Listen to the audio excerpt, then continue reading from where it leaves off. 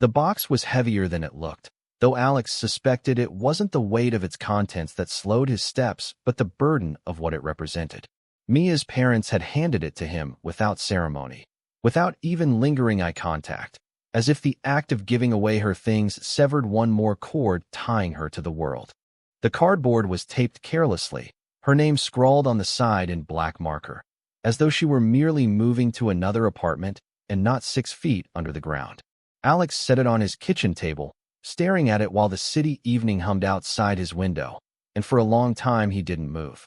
The idea of opening it felt wrong, like trespassing on her privacy, but the idea of leaving it sealed felt worse, like burying her all over again. Finally, with a sharp breath, he dragged a knife through the tape.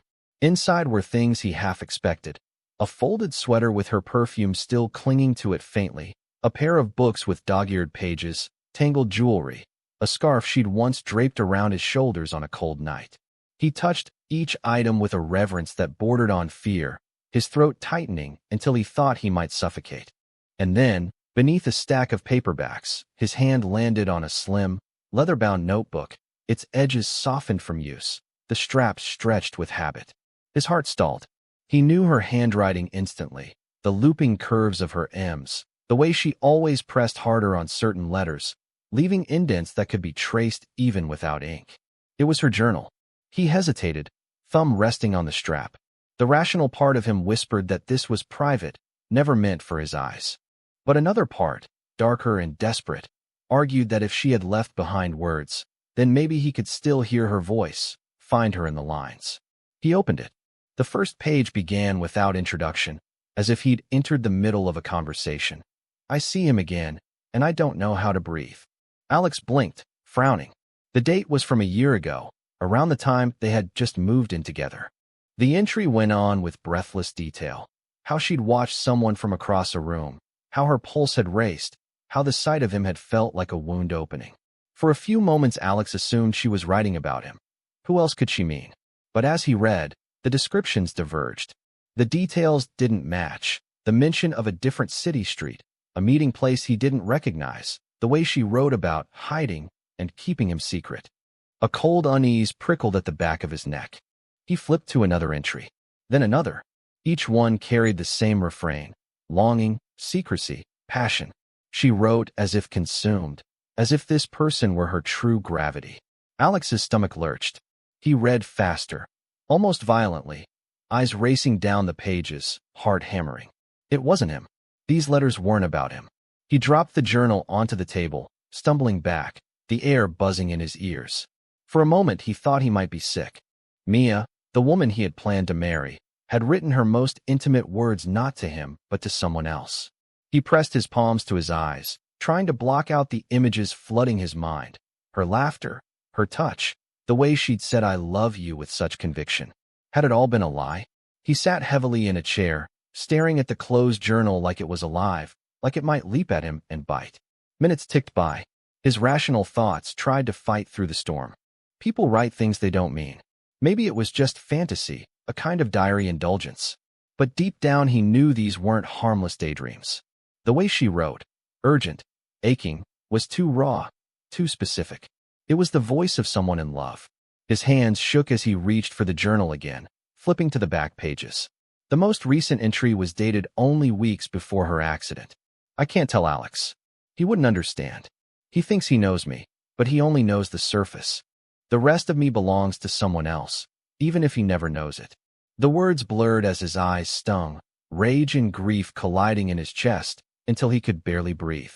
He snapped the journal shut and hurled it across the room, where it landed against the wall with a dull thud. Silence swallowed the apartment, heavy and suffocating. Alex buried his face in his hands. He had lost her once already, but this was worse. This was losing the idea of her, the memory, the certainty that what they'd shared had been real. Now he was left with scraps of a truth he didn't want. And yet, even as he sat there drowning in betrayal, a terrible need twisted inside him. He had to know who she was writing about.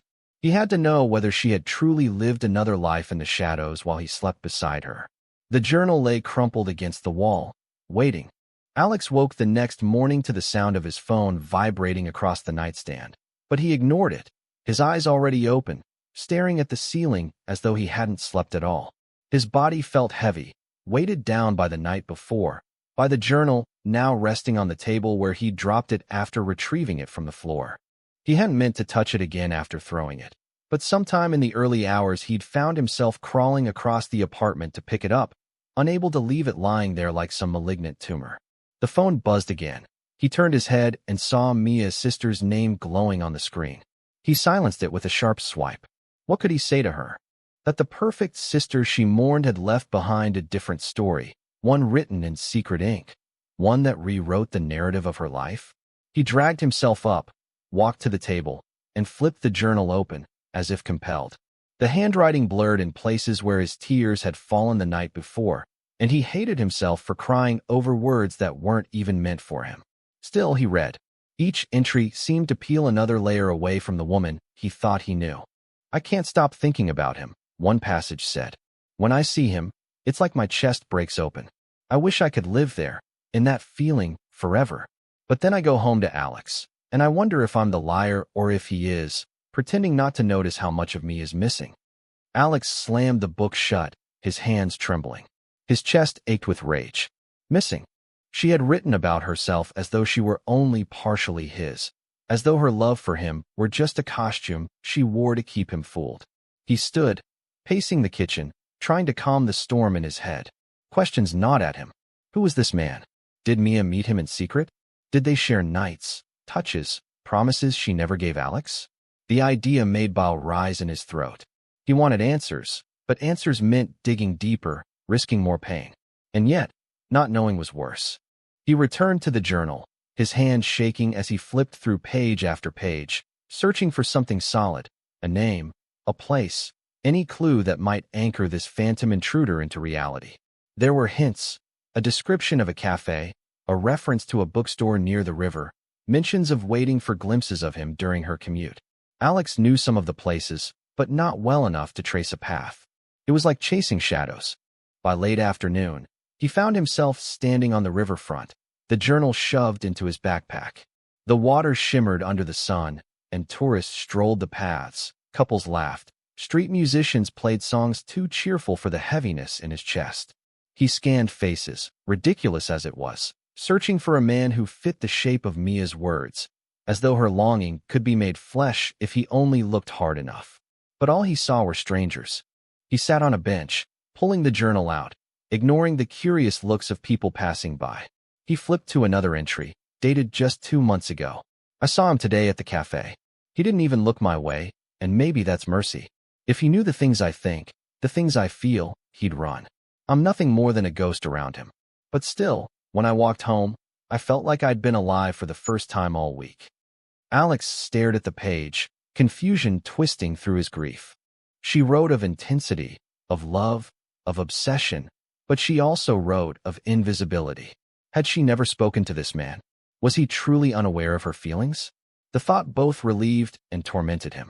If her passion was unreturned, then perhaps their relationship wasn't as false as it seemed. But then why had she written that the rest of her belonged to someone else? He rubbed his temples, the headache pulsing like a drum. The journal wasn't a confession, it was a labyrinth. And every word dragged him deeper. Every page pulled him further from the girl he thought he'd known. When he returned home, the apartment felt hollow, the silence heavy with ghosts. He left the journal on the table, unable to look at it anymore, but its presence still loomed like a living thing. That night, he dreamed of Mia's face, but it was blurred, shifting, her lips forming words he couldn't hear. He woke sweating, heart pounding, and the first thing his eyes found was the leather strap of the journal, waiting. Over the following days, Alex tried to live his routine, work, errands, meaningless conversations, but he couldn't focus. Every spare moment drew him back to the notebook. He read it on the subway, in coffee shops, late at night by the dim light of his lamp. Each passage fed his obsession, each hint propelled him forward. And then, one evening, while rereading the earlier entries, he noticed something he'd overlooked. A single name scribbled in the margin, barely legible, half crossed out as though Mia had changed her mind about leaving it. Eli. His breath caught. Finally, a name. He stared at it until the letters blurred, until they seemed to etch themselves into his skull. Eli. Who was he? Alex didn't know, but suddenly he had a direction, a possibility. He closed the journal slowly, his pulse racing. For the first time since opening the box, he felt something sharper than grief, something that edged closer to purpose. But purpose was dangerous, because purpose meant he wouldn't be able to stop until he found Eli. And when he did, he wasn't sure what he wanted more, answers or revenge. The name haunted him. Eli. It echoed through Alex's mind during work meetings, during restless nights, during the moments when silence stretched too long and Mia's absence roared too loudly.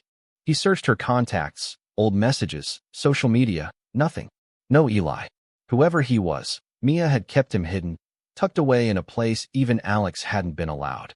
That thought alone stung worse than anything else. One evening, drained from the chase, Alex wandered into the coffee shop near the university where Mia used to spend hours reading. The place smelled the same: roasted beans, cinnamon, something warm that always reminded him of her laugh. He sat at a corner table, journal in his backpack, not expecting anything but the comfort of proximity to her ghost. That was when he saw her, Lena, one of Mia's closest friends. She was leaning over her laptop, hair twisted in a messy bun, her glasses slipping down her nose. For a moment Alex thought about leaving, but she looked up and caught him before he could move. Her face softened, sympathy etching her features. "Alex," she said quietly, standing to hug him. The embrace felt like a bandage he didn't deserve. "I'm so sorry.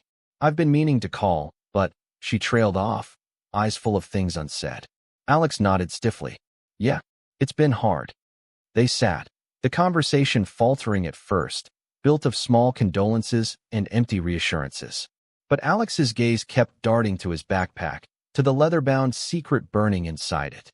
He wanted to tell her, to unload the weight pressing his ribs inward, but shame choked him. Finally, Lena sighed, closing her laptop. "You look worse than I expected. What's going on?" Her bluntness startled him. Alex's throat worked as he considered the truth. And then, with a shaky exhale, he unzipped the backpack and slid the journal across the table.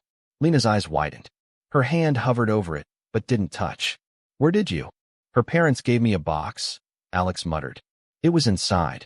Lena hesitated, then opened it, her expression shifting as she skimmed the words. Alex studied her closely, searching for recognition, for any sign she already knew. Her lips parted slightly, and her brow furrowed. "So you know?" she whispered. Alex's heart clenched. "You knew?" Lena shut the journal softly, resting her hand on it. "Not everything, but she told me things. Bits and pieces. I thought it was just a phase. That she was venting." Alex leaned forward, voice sharp. "Venting?" "Lena, she was in love with someone else. She wrote pages about him, like I didn't even exist." Lena shook her head. "No, you don't understand. She was always like that, writing about things she couldn't have, spinning them into something bigger. She lived in her head, sometimes more than in reality." "So Eli wasn't real?" Alex demanded, the name tasting like acid on his tongue. Lena flinched at the sound of it. "Eli was real, but not like you think. He was just someone she saw around. At the bookstore, at the cafe. She never even spoke to him, Alex." Alex froze, her words slicing through the fog. He struggled to process. "You're saying she built all of this," he tapped the journal, "around a man who didn't even know she existed?" Lena nodded, her eyes softening. "She was complicated. She loved you, Alex. I know she did. But sometimes she got caught in her own stories. Eli was one of them." Alex leaned back, the ground tilting beneath him. The fury that had been sustaining him faltered, replaced by something hollow. All this time he had imagined betrayal, imagined stolen kisses, whispered promises behind his back. Instead, the truth was stranger, sadder. She had loved a shadow, a figment built on glimpses. And yet, the entries still throbbed with passion so vivid it had poisoned Alex's memory of her. He rubbed his face, exhaling hard. "Why didn't she just tell me?" Lena's expression crumpled. "Because she was afraid. Afraid you'd think she didn't love you. Afraid you'd leave. So she kept it in here." She tapped the journal lightly. This was how she lived the parts of herself she couldn't say out loud. Alex swallowed, staring at the worn cover.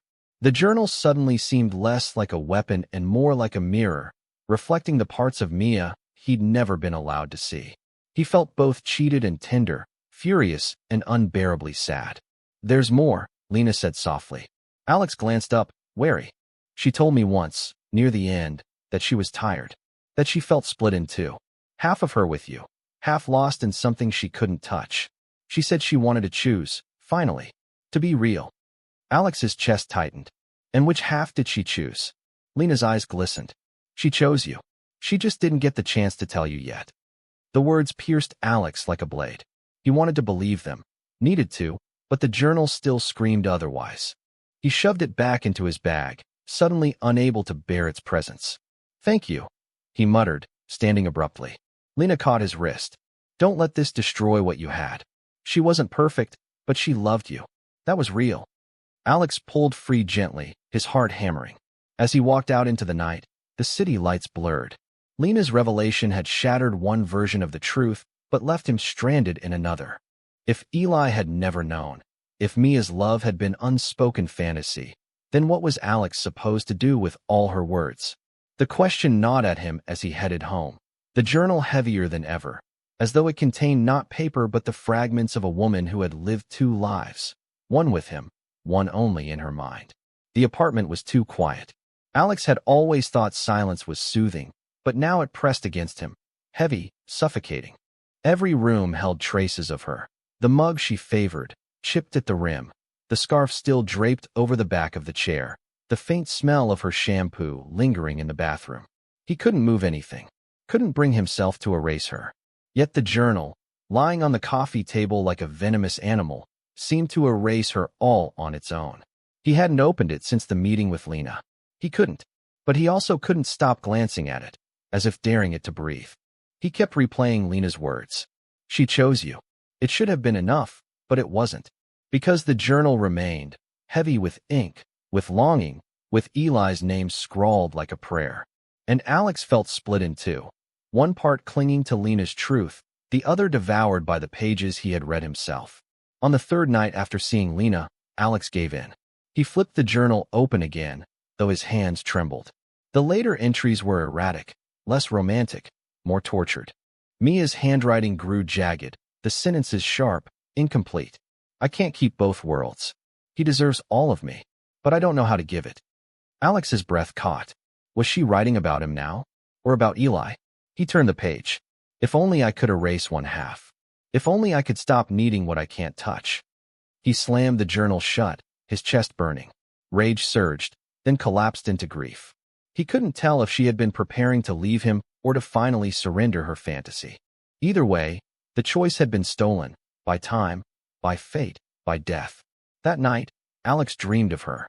Mia stood in their kitchen, bathed in morning light, pouring coffee as if nothing had changed. She looked up, smiled at him, and said it wasn't real. But when he tried to move closer, her face blurred, and the mug slipped from her hand, shattering. He woke drenched in sweat, the echo of breaking porcelain still ringing in his ears. The days began to blur. He skipped work, ignored calls, let his phone die. Friends knocked on his door and left food at the threshold, but he barely ate. He couldn't leave the apartment, couldn't leave the journal. It had become both a chain and an anchor, binding him to her, drowning him.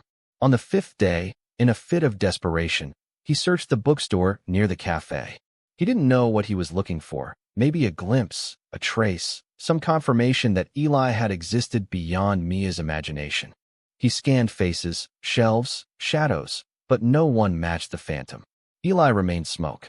Alex staggered outside, the autumn air biting his lungs, and realized with a jolt that he didn't want to find Eli. Because if Eli had been real, tangible, then everything he feared would be true. And if Eli had never existed, then Mia's love for Alex had been polluted by fantasy anyway. There was no victory in either outcome. When he returned home, the apartment felt like a tomb. He collapsed on the couch, burying his face in his hands. He thought of burning the journal, of watching the words curl into ash. But he couldn't. Destroying it would mean destroying the last unfiltered piece of her, even if it cut him open every time he touched it. He poured a drink instead, then another, and another. By midnight the journal sat open again, pages fluttering in the draft. His eyes blurred, but he forced himself to read, needing something, anything. That was when he found the last entry. It was dated 2 days before the accident. Alex deserves to know. No more halves. No more shadows. Tomorrow, I'll tell him everything. Tomorrow, I'll choose. Alex stared until the ink swam. Tomorrow. She had planned to confess, to end the torment. He would never know what choice she had meant to make. His throat closed. He slammed the journal shut and hurled it across the room. It hit the wall with a dull thud, pages bending, and fell to the floor. He pressed his fists to his eyes, but the tears broke through anyway, racking his body with sobs so violent they felt like punishment. He cried until his chest ached, until the room spun, until he collapsed on the floor beside the journal. There he lay, listening to the emptiness, his tears soaking into the carpet. Hours passed, or minutes, time dissolved. When he finally sat up, the sky outside the window had begun to pale. He picked up the journal again, tracing the dent in its cover where it had hit the wall. His hands shook, but this time not from rage. He whispered into the silence, his voice raw. "Why didn't you let me in?" The walls gave no answer. The journal gave no answer. Only the silence, vast and merciless, filled the space where she had once been. And in that silence, Alex realized he had reached the end of something. Not the end of grief. No, grief would follow him like a shadow. But the end of denial. The end of pretending he could find clarity in ink. Mia was gone. Her truth, fragmented and unfinished, was all that remained. And Alex, broken, hollow, had to decide whether to live with it or let it consume him whole. Alex woke to a ringing doorbell. It was harsh, insistent, dragging him from a shallow, broken sleep on the couch. His throat burned from last night's whiskey, his eyes raw from crying. He shuffled to the door, half hoping it was no one, half fearing it was someone he couldn't face. When he opened it, Lena stood there, clutching her coat tighter against the morning chill. Her expression was careful, like she was approaching a wounded animal. "Alex," she said softly, "you haven't answered anyone. I had to check." He tried to form words, but his voice cracked. She slipped past him into the apartment, and her gaze fell instantly on the journal lying open on the floor. She knelt, fingers brushing the pages. "You've been reading again." "I can't stop," Alex whispered. His hands trembled. "It's killing me, Lena, but I can't stop." Lena closed the book and set it on the table, firm, final. "Then maybe you need to. For good." Alex stared at it, his heart hammering. "How? Burn it? Tear it apart? I can't even throw away her scarf, and you want me to destroy her words?" Lena's eyes softened, but her voice stayed steady. "Do you want to keep bleeding every time you look at it? Or do you want to heal?" Alex turned away, pacing, the weight in his chest unbearable. "I don't even know what's true anymore. She wrote about him like she was drowning. She wrote about me like I was safe. But she never told me. She never gave me the truth." Lena stepped closer. "Alex, the truth is she loved you. Even if she was lost, even if she wandered in her head, she came home to you. That has to mean something." He shook his head violently. "It's not enough. Not anymore. I need to know what she meant to do. I need to know if I was her choice, or just the consolation prize." His voice cracked at the end, raw with despair. Lena hesitated, then said quietly, "Then maybe you need to find him." The air stilled. Alex turned slowly. "What?" "Eli," she whispered. The name tasted bitter between them. "If he's real, if she ever even spoke to him, you'll never stop wondering until you know. You have to face it, Alex, or this journal will bury you alive." The words sliced through him, terrifying and undeniable. He spent the rest of the day in torment, staring at the journal, staring at his phone, pacing the apartment until the floorboards groaned. By evening, he made his decision. He searched. The name, the face she had never drawn but described in fragments. And at last, he found him. Eli wasn't a ghost. He was a man. Real. A professor at the university, a few years older than Alex. His picture stared back at him from a faculty page. Dark hair, thoughtful eyes, the kind of face you could imagine haunting someone's imagination. Alex's stomach lurched. He sat there, frozen, then forced himself to move, to breathe. He had to know. The next morning, Alex walked across campus, the journal heavy in his backpack. Every step felt like a march to execution. He found Eli outside the library, carrying a stack of books, oblivious. Alex's throat tightened. He almost turned back. But then Eli looked up, caught his gaze, and paused. "Can I help you?" The voice was calm, polite, unknowing. Alex clenched his fists, fighting the storm inside. You don't know me, but you knew Mia. Eli blinked, confused. Mia? Alex swallowed. Mia Alvarez. She came here sometimes.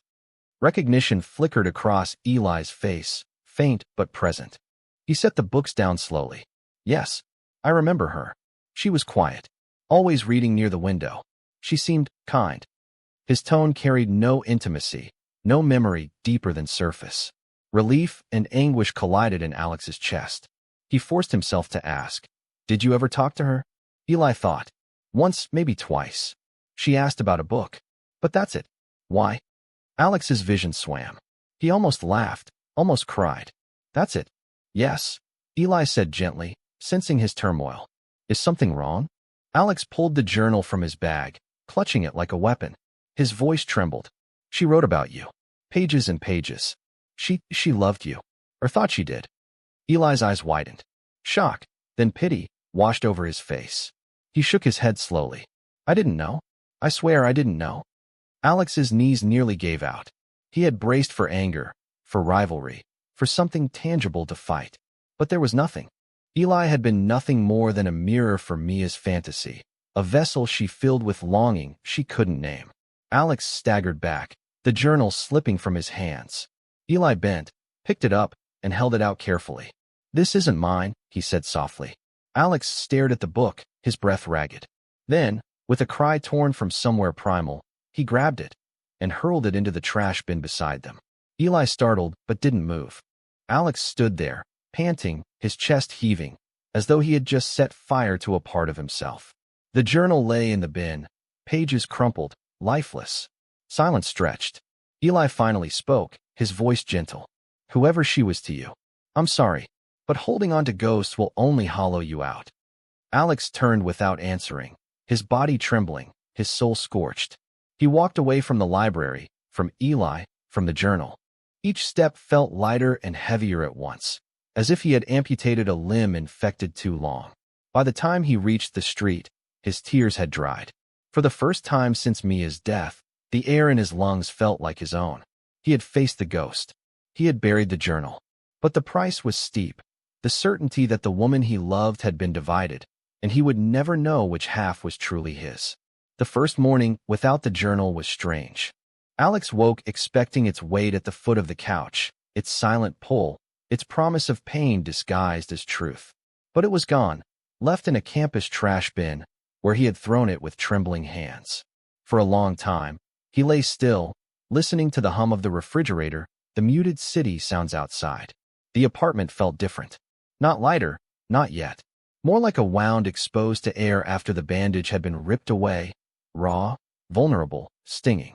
He forced himself to move. He opened windows, let the cool breeze push through rooms that had been sealed in grief.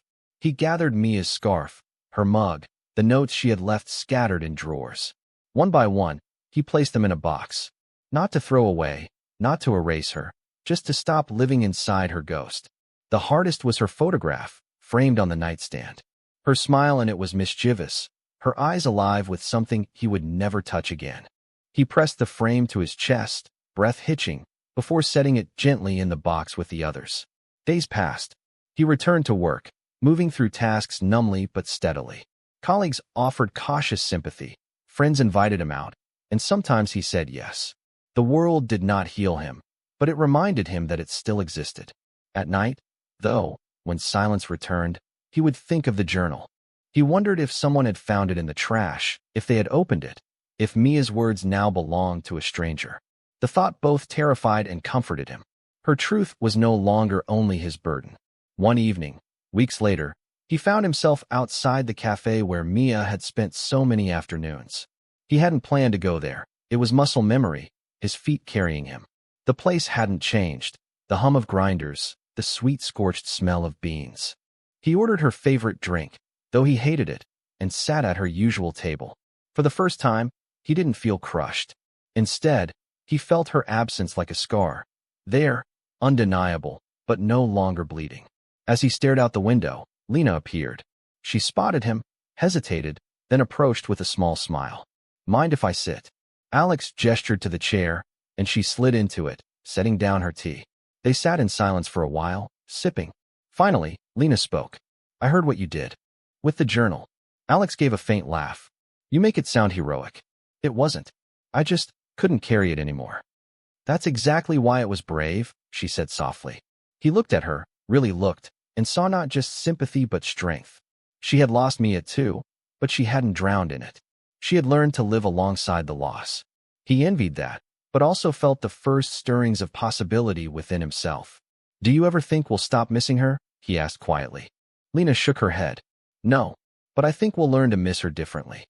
The words settled in him like a stone in calm water, rippling outward.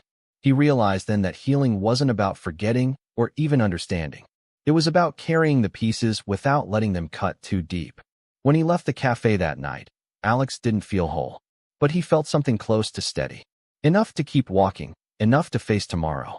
Months later, spring arrived. The air grew softer, the days longer. Alex stood on his balcony one morning, coffee in hand, and watched sunlight spill across the city. For the first time in what felt like forever, he thought not of what he had lost, but of what might still come. Mia would always be part of him. The love, the laughter, even the shadows she carried. But she was no longer the cage around his life. She was memory, not prison. Alex closed his eyes, breathed deep, and whispered into the morning, not with anguish but with quiet acceptance. Goodbye, Mia. The word didn't shatter him. It set him free.